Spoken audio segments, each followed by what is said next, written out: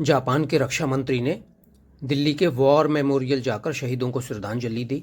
Defence minister मोनोरू Kihara less ने राष्ट्रीय युद्ध स्मारक दिल्ली में पहुंचकर ये बताया कि जापान भारत के इतिहास का सम्मान करता है। दरअसल भारत और जापान के बीच 2+2 बातचीत चल रही है, जिसमें दोनों देशों के रक्षा मंत्री और विदेश मंत्री आपस में बात कर रहे हैं दिल्ली में।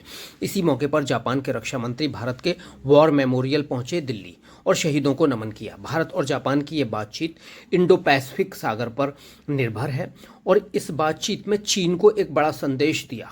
चीन को बताया दोनों देशों ने कि किस तरह से दोनों देश अपने शहीदों का सम्मान करते हैं और वो एक साथ खड़े हुए हैं।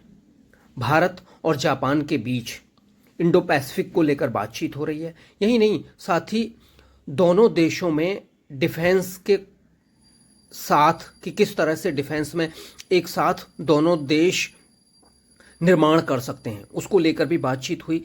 जो भारत के डिफेंस मिनिस्टर हैं राजनाथ सिंह और उनकी जो जापान की डिफेंस मिनिस्टर हैं किहारा मिनोरू के साथ बायलैटरल मीटिंग हुई है। और जो ये मीटिंग है ये ग्लोबल पार्टनरशिप पर डिपेंड है और ये बता रही है कि भारत और जापान मिलकर न सिर्फ एक सांस्कृतिक से लेके बल्कि डिफेंस में भी एक दूसरे के जो डिफेंस सेक्टर के जो ऑपरेटर्स हैं उनको निर्माण करने में एक दूसरे के साथ खड़े हुए हैं। ये 2+2 मीटिंग चीन को भी बताने के लिए एक संदेश है। भारत और जापान किस तरह से आगे बढ़ रहे हैं, ये चीन की बढ़ती दादागिरी के लिए भी कहा गया है।